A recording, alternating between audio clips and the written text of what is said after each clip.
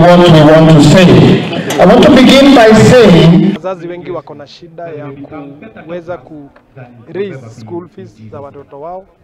Kwa hivyo sisi tukawa tumesema kama Old Boys wa Nyanyuki High School tutaweza kushikana pamoja tutengeneze program ya ku raise funds ili tuweze kusaidia watoto wale ambao kati ya hawa ambao wako shuleni sasa hivi na wale wametoka, ili waweze kuhakikisha kwamba wamemalizia masomo yao kuanzia form 1 hadi form 4. Wito wangu kwa shule zote, sababu hii sio shida ya Nyanyuki High School pekee yake, wito wangu kwa alumni zingine, tumekuwa na tukibenchmark na wengine pia.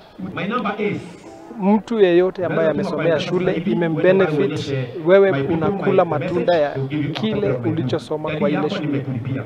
Fanya chochote utakachoweza, however small you can contribute to that alumni. We were students in this school.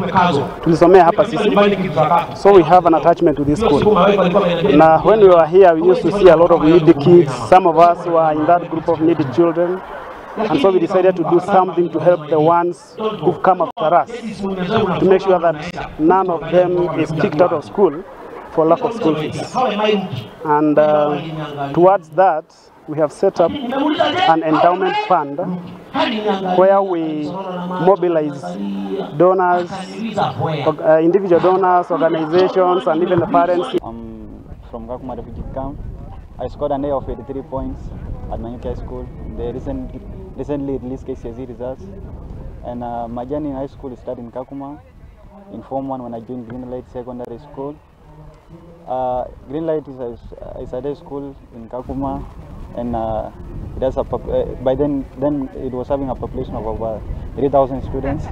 So I was leading the school, the Form 1 school, and I got a scholarship by the Wendell Trust, and I was brought to Nyanyuki High School.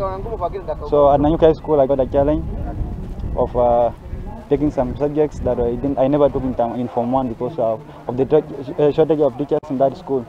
So I had to consult my teachers, my fellow classmates, the new classmate I got at Nyanyuki High School. The best gift you can give your child.